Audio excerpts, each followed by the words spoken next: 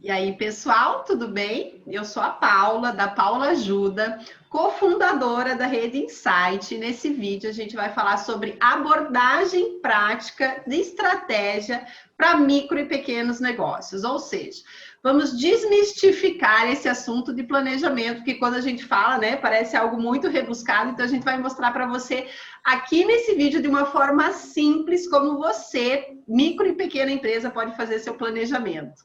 Vamos dar oi, boas-vindas para os meus mentores queridos. Ricardo. Oi, gente, pessoal, boa noite, boa tarde, boa noite, bom dia, a hora que você estiver assistindo. Eu sou Ricardo Avenaz, sou advogado, cofundador da Rede Insight e junto com os cofundadores aí para a gente desmistificar essa questão do planejamento. Parece uma coisa difícil, mas não é, então vamos ao trabalho. Davi, conta pra gente. É o Davi que vai mostrar tudo, vai fazer a mágica acontecer aqui na nossa tela e vai mostrar como que as micro e pequenas empresas fazem um planejamento de uma forma simples e prática. Vamos lá, Davi. Olá, boa tarde, pessoal. Bom dia, boa noite, enfim. A gente vai fazer essa apresentação. Bom, eu sou Davi Andrade, cofundador da Rede Insight, né, e criador também da Bússola do Empreendedor. Esse é um material da Bússola do Empreendedor que a Rede Insight está promovendo aí, nessa parceria, a apresentação desse conteúdo. Então, eu vou compartilhar a tela aqui e começar a apresentação. Gente, enquanto ele compartilha, dá um like, comenta aqui, envia para algum amigo que está precisando fazer o planejamento da sua empresa e sempre reclama que acha muito complicado, muito difícil. Manda lá, que você vai ver que é muito mais simples do que vocês imaginam. Vamos lá, Davi. Bom, já está aparecendo aí para vocês? Sim, manda bala. Então vamos. Começando pelo início. Bom, aqui minha bio, né? Davi Andrade, sou mentor de negócios, idealizador da Bússola do Empreendedor, conselheiro do DIS, Distrito de Inovação e Sustentabilidade, cofundador e membro do Conselho Fiscal da ABMEM, Associação Brasileira dos Mentores de Negócios. A gente fundou durante o início dessa pandemia, nós criamos a Rede Insight, que é uma iniciativa voltada para micros e pequenos negócios, e vamos falar agora desse conteúdo que é o planejamento, a abordagem prática, né, de estratégia para micros e pequenas empresas. Ou seja, um conteúdo super interessante para os membros da rede, né? Já que é o nosso maior público e realmente é uma questão que sempre é levantada, né? Aí o planejamento, algo estratégico que parece algo tão grande, mas que não precisa ser tão complicado assim, né? Vamos ver quais são os pontos chaves aí que a gente deve pegar e prestar atenção para realmente ter um planejamento estratégico bem completo. Quando a gente fala em planejamento estratégico, normalmente a gente é remetido para uma lembrança, para uma ideia de algo muito complexo e de algo que é utilizado apenas por médias e grandes empresas. Só que, na verdade, para tudo a gente precisa de planejamento, né? Até para ir ao supermercado, a gente precisa se planejar. Se você vai sem uma lista de compras, por exemplo, o risco de você gastar muito mais do que previa, do que imaginava, do que podia, né, é muito grande. Então, numa empresa, isso acontece muito. A gente precisa ter um planejamento, mas também não precisa ser nada muito complexo. De toda forma, as empresas que não se planejam, né, a falta de planejamento, ela traz, via de regra, alguns efeitos. O primeiro deles é o que a gente chama de voos de galinha, né? Uma baixa autonomia. Às vezes uma promoção, às vezes um momento de boa receita, de boas vendas, mas isso não se sustenta, porque aquilo não foi planejado, não foi bem estruturado. Então, às vezes, a empresa ela chega a ter alguns momentos de bonança, mas sem sustentação. Assim como uma galinha, ela não faz voos longos, ela faz voos muito curtos. Outra coisa é desperdício de recursos, inclusive e principalmente de tempo, né? São projetos que começam e não terminam, são investimentos mal feitos, são equipamentos mal dimensionados ou espaços. Às vezes a empresa ela aluga espaços, aluga ou compra equipamentos mal dimensionados e isso acaba criando um desperdício, né? Um mau uso dos recursos que já são pequenos, né? Já são parcos quando se fala de micros e pequenas empresas. E a desmotivação do time, uma frustração, porque as coisas não acontecem, os projetos não seguem em frente, e tudo isso vai trazendo uma desmotivação não só da equipe, mas também dos empreendedores, também dos donos do negócio. Ricardo e Paula, o que vocês têm a dizer sobre a falta de planejamento, né? A falta de planejamento estratégico? Rick, diga lá, eu sou uma fã de planejamento, eu não faço nada na minha vida sem planejar, então eu sou suspeita. Eu quero saber do Rick se ele também é assim o louco do planejamento ou se ele é mais light. Eu também, como advogado, é claro, a gente tem que manter um planejamento, né? Eu acho que é muito importante. Eu venho aprendendo isso na marra, né? Literalmente no trabalho. E eu acho que é importante, porque principalmente o que me chama a atenção ali é desperdício de recurso e tempo. Porque o tempo é uma coisa, é um fator limitante. A gente está saindo de uma pandemia, a gente está vendo agora o tempo começar a ficar curto de novo, as coisas acontecendo, e se você não se planeja, não se programa, as coisas não acontecem, né? E para quem trabalha em equipe, então, que o Davi colocou ali, a desmotivação do time é importante. Mas eu acho que principalmente é você evitar desperdício de recurso e tempo. Porque quando você planeja, você faz as coisas mais bem feitas, melhores. E o ser humano, de uma certa maneira, ele tem tendência do perfeccionismo, né? Fazer tudo bem feito. E quando você está muito planejadinho, muito certinho, você consegue fazer melhor, né? Beleza. Isso aí. E o que é estratégia? Eu gosto muito da definição que o Carlos Alberto Júlio, né, no livro A Arte da Estratégia, ele colocou e disse o seguinte: estratégia é o caminho para você alcançar o mais rápido possível o seu objetivo.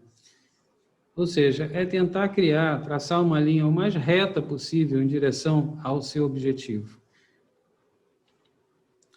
Em A Arte da Guerra, Sun Tzu diz: se você conhece o inimigo e conhece a si mesmo, não precisa temer o resultado de 100 batalhas. Se você se conhece, mas não conhece o inimigo, para cada vitória sofrerá também uma derrota. E se você não se conhece, nem conhece o inimigo, vai perder todas as batalhas. Quer dizer, as chances de insucesso é muito grande. São muito grandes. É importante a gente entender que antes da gente fazer um planejamento, nós precisamos entender como nós somos, como nós estamos estruturados, como esse negócio está estruturado. Então, para isso, a gente precisa saber o ponto de partida, né? Antes de seguir em direção ao objetivo, é preciso saber onde a gente está. E aí a gente tem no planejamento, nesse planejamento, um dos pontos mais importantes é definir esse ponto A. Antes de ir em direção ao ponto B, precisamos saber sobre o ponto A. E como a gente define esse ponto A? Existe uma regra na administração e marketing do Philip Kotler, que é a chamada regra dos 6-6. Esses 6-6 são compostos por companhia, concorrentes, canais, consumidores finais, custos e contexto. Eu vou falar sobre cada um desses 6-6. Primeiro, companhia. Só dando uma pausa, então, para resumir, a gente, né, eu tinha uma ideia que um planejamento a gente começava sempre onde a gente quer chegar. Então, aí o Davi desmistificando, precisamos entender aonde estamos primeiro. Então, quando me perguntam, é muito comum dos meus clientes, né, que eu trabalho muito aí com micro e pequenos negócios, fala assim, meu Deus, quando eu falo, você tem um planejamento, é bem isso que você falou, a pessoa já imagina, nossa, planejamento, eu para quê? E a pessoa fala assim, meu Deus, Paula, eu não sei nem por onde começar. Então, está aí por onde você começa, com esses 6 Cs mágicos Então, se você não sabe por onde começar, comece por aí, pegue item por item que o Davi vai explicar agora, e aí comece a traçar e desenhar do seu negócio. O Rick tinha uma consideração para fazer do slide anterior, Rick, aproveite. Não, então, na verdade, além do que está falando da arte da guerra e tudo mais, também é muito importante você conhecer o seu cenário, o seu ambiente, onde você está. A gente, claro, o planejamento é uma coisa humana, né? Da onde você quer chegar, da onde você quer sair, onde você está, onde você vai, essas coisas todas. Mas é importante também você conhecer o cenário. Qual é o cenário? A gente está saindo do cenário agora, eu diria que quase pós-pandemia, né? A gente teve há pouco tempo atrás pandemia, então o cenário também colabora muito para esse planejamento. Perfeito. O cenário seria o contexto, Davi? Só para já dar um spoiler para a galera aí? Sim, o cenário, na verdade, ele é composto por várias coisas aqui, mas o contexto é o principal componente aí desse cenário. Então, vamos lá, explica um pouquinho de cada um. Você que está assistindo o vídeo, pega o seu caderno, assunto importante, gente. Enquanto o Davi for explicando, você já vai fazendo o exercício aí de pensar em cada item do seu negócio. Aí você já vai estar começando o seu planejamento. Olha só que coisa mais linda. Vamos lá, Davi. Vamos lá, companhia. A companhia é análise da própria empresa, do próprio negócio. São seus pontos fortes e fracos. É aquilo que compõe o seu negócio nesse momento, a sua estrutura para poder funcionar. E aí uma ferramenta boa, muito, muito boa, aliás, para usar nessa avaliação é a SWOT. Tá? E a pergunta-chave, né, o mote dessa ferramenta é em que somos melhores que os outros e no que somos piores também. É bom a gente entender quais são as nossas qualidades e quais são os nossos defeitos. Reconhecer os nossos defeitos é tão importante quanto descobrir as nossas qualidades. E aqui é a SWOT, né? Uma ferramenta que, para quem nunca viu, não tem intimidade com ela, vale a pena saber um pouco mais e nós vamos depois também colocar um conteúdo, né, Paula, sobre SWOT aqui no canal. Vamos sim, gente. Vocês deixam aqui no comentário quem quer saber mais sobre SWOT. Vamos fazer um vídeo exclusivo só sobre esse assunto. Maravilha. E na SWOT a gente tem ali, né, as nossas forças, as nossas fraquezas, as oportunidades e as ameaças. Né? Também é conhecido como matriz fofa, né, devido à tradução em português, né, onde você tem forças, oportunidades, fraquezas e ameaças. E você tem, no campo superior, você tem os aspectos internos, que são suas forças e fraquezas, e os fatores externos, embaixo, né, na parte inferior, onde você tem as oportunidades e as ameaças. Então, por aqui a gente já começa a refletir um pouco sobre o que a gente tem a nosso favor ou contra nós na situação atual. Concorrentes. Descobrir os pontos fortes e fracos dos concorrentes. Ficar atento às evidências de que atendem mercados que não atendemos. Isso também é muito importante, porque os concorrentes, eles são parte do nosso mercado e, às vezes, o concorrente nos dá uma dica de um mercado que a gente desconhece. Então, entender o que eles estão fazendo e o que a gente está fazendo diferente é muito bom para poder avaliar como a gente pode atender melhor os nossos clientes. Alguma consideração aqui?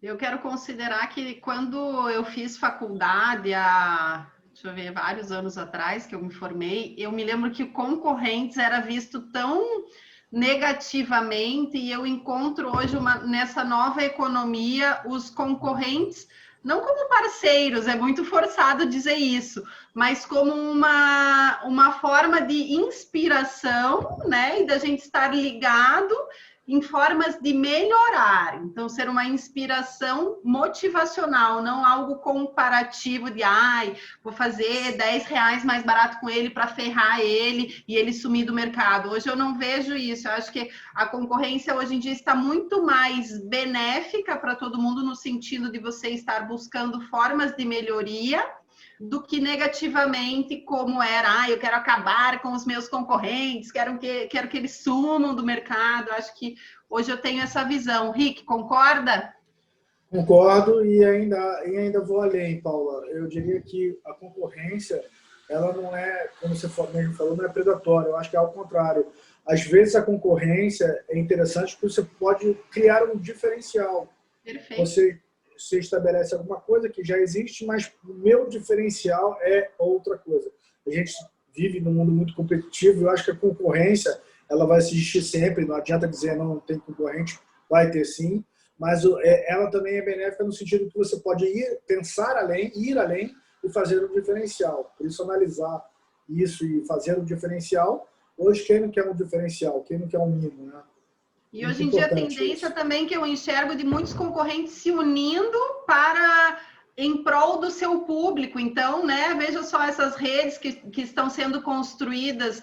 A gente conhece a Camila, uma das nossas membras, né? Ela tem uma rede das confeiteiras de Curitiba. Então, todas se uniram, em vez de estarem competindo, não. Estão fortalecendo o mercado e a sua visibilidade. Então, acho que é uma outra visão mesmo que essa nova economia está nos trazendo. Não é isso, Davi? É isso. E também a concorrência nos faz melhorar, né? Se você não tiver concorrência, a tendência é que você se acomode.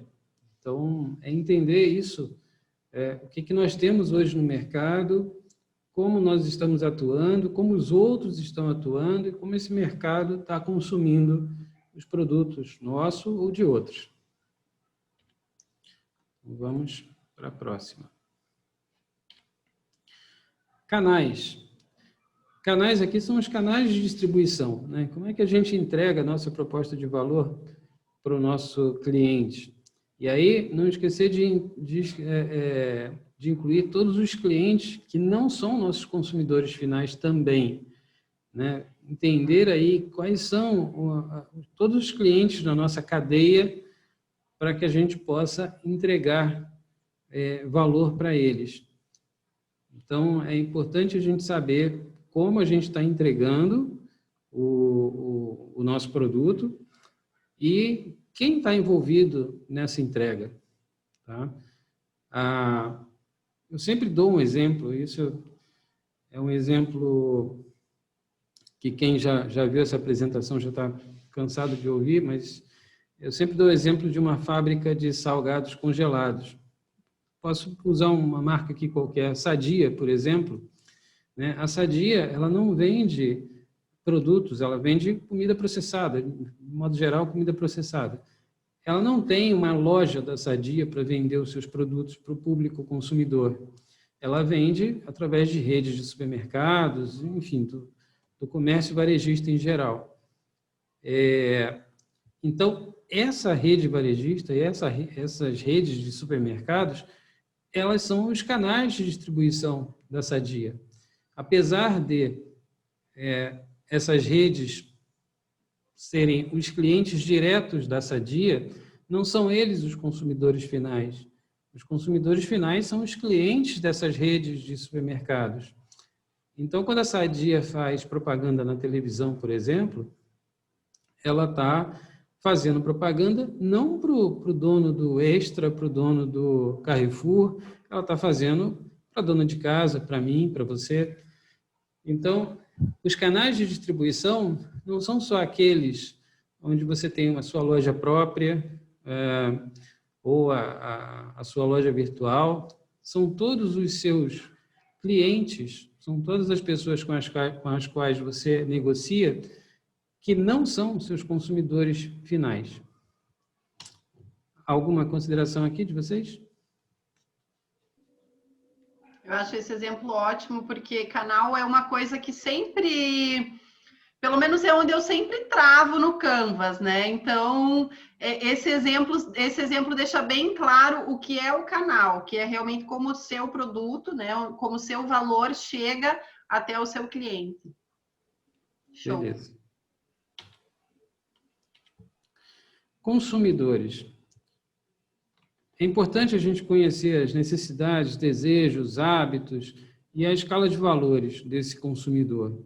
é importante ter o foco do cliente e não o foco no cliente. Quer dizer, entender como esse cliente enxerga o seu produto e não tentar simplesmente entender a necessidade desse cliente por uma visão externa. E para a gente conseguir ter essa visão do cliente, uma ferramenta ótima que eu recomendo é o mapa da empatia. Nós já tivemos um encontro na Rede Insight falando sobre o mapa da empatia, né? Tem lá aqui no nosso canal do YouTube uma apresentação sobre isso, e nós vamos também fazer um conteúdo voltado ao mapa da empatia nesse formato que a gente está fazendo agora. Oi? Exclusivo sobre o mapa da empatia. Vamos fazer uma aulinha. Sim. Tá, e no mapa da empatia. Falando disso, Davi, desculpa te cortar, até o próprio nome, né? Consumidor, eu acho que hoje em dia já nem mais se usa, né? É uma coisa realmente do meu tempo de faculdade. É uma coisa, acho que traz, né? Uma coisa mais pesada, uma coisa mais formal. Eu acho que hoje em dia é cliente ou até mesmo parceiro, né? Se a gente puder chamar aí os nossos clientes de parceiros, realmente é um grande um grande passo, né? Sim, eles são parceiros, né? A gente só tem que tomar cuidado com as definições, porque dependendo da definição a gente pode misturar isso e fazer confusão em algumas ferramentas. O Canvas, por exemplo, né, tem um quadro de parceiros. Então, esses parceiros não são nossos clientes. Então, tem que só tomar um cuidado com o termo. E no mapa da empatia, a gente para tentar entender como esse cliente pensa e sente, o que esse cliente vê, o que ele fala e faz, o que ele escuta, quais são as dores desse cliente, quais são os objetivos dele. Se nós não somos capazes de responder essas perguntas, muito provavelmente nós não conhecemos bem o nosso cliente. E daí a gente tem que se esmerar um pouco mais em conhecer esse cliente, para que a gente possa fazer um produto mais adequado para ele. Se eu não sei quais são as dores dele, quais são os objetivos, e nem sei o que ele está escutando ou fazendo, é muito difícil de eu alcançar, de eu conseguir falar com esse cliente corretamente, de uma forma mais direta. Então, muitas das vezes, as empresas, os negócios, eles pecam por, às vezes, até saber as necessidades desse cliente, mas não sabem qual o canal de comunicação adequado para falar com ele, por exemplo. Perfeito. E esse mapa da empatia mostra bem isso, né? Quem é a sua persona? Para quem você vende? É uma pessoa específica que vê, que escuta, que faz. Então, você conhece o universo dessa pessoa, é muito mais fácil de você atingir sendo com um produto ou algum serviço mais assertivo, ou até mesmo, né, numa forma de comunicação em redes sociais. Então, você atinge muito mais fácil se você conhece as particularidades, né? Então, exato. Antigamente o cliente era visto, né, de uma forma, e hoje em dia eu acho que a gente tem que ter essa sensibilidade a mais de fazer a coisa mais humanizada possível, entendendo as particularidades de cada um, né?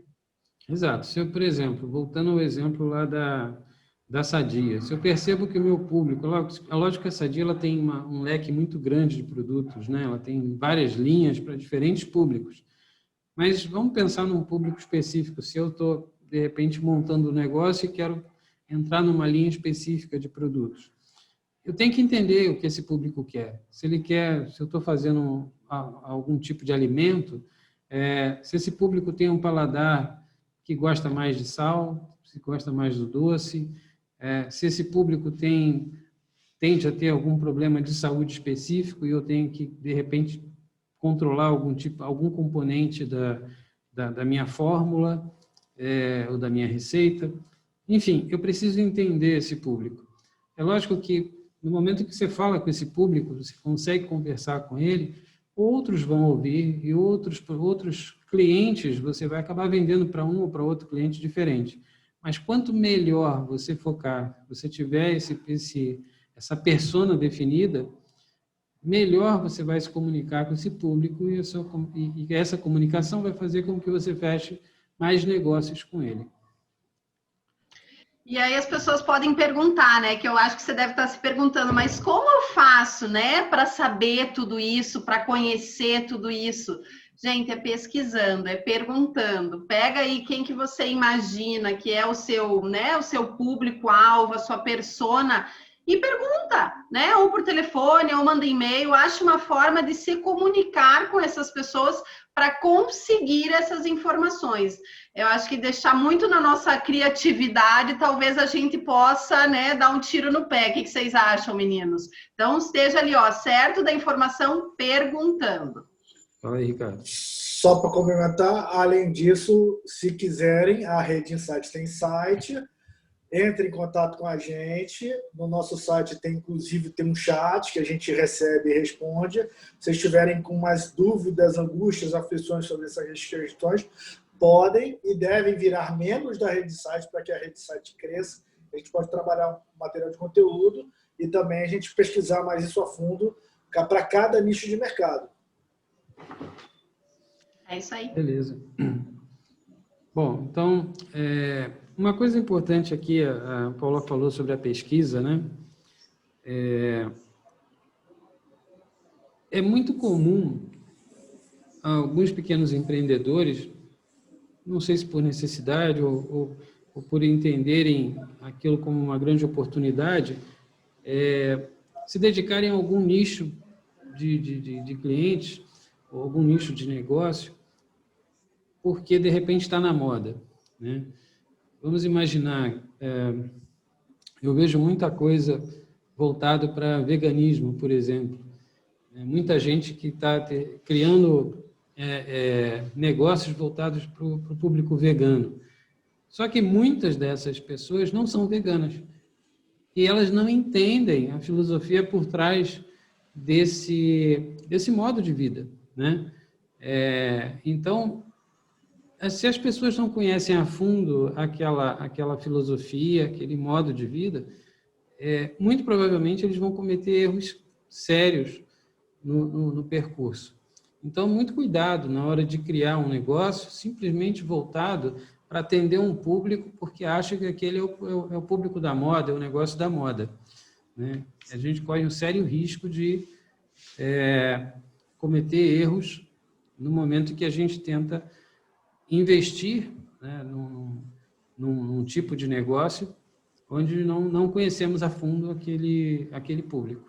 Então, daí o mapa da empatia, ele talvez, se ele não servir para responder às suas perguntas, ele pelo menos vai servir para mostrar o quanto a gente desconhece aquele público que a gente está trabalhando. Ou se a gente conhece bem. Se a gente conhece bem, maravilha, sigamos em frente. Mas se a gente não conhece, para aqui, dá uma olhada com calma nisso. Perfeito. Custos.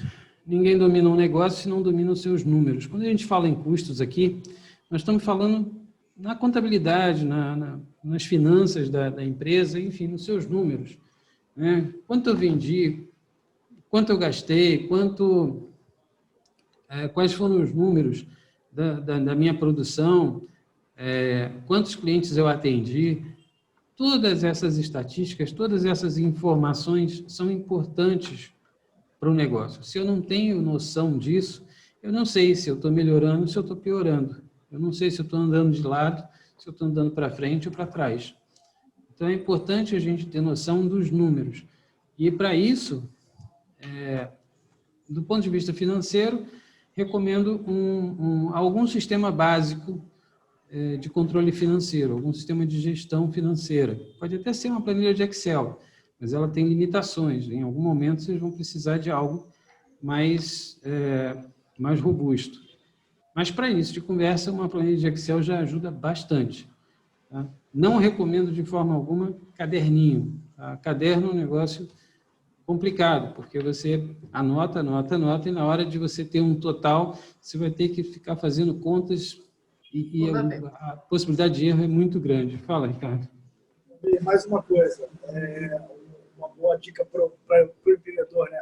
Comece pequeno, pense grande e cresça rápido. Então, se você tem um negócio que você acha que vai crescer rápido, já começa fazendo direitinho, como você mesmo falou, o Excel, acho que o Excel é uma excelente ferramenta básica, já está para mapear muitos números por ali, e depois o seu negócio crescendo fica mais fácil até para você transportar para um outro software, um outro aplicativo, uma outra coisa mais fácil.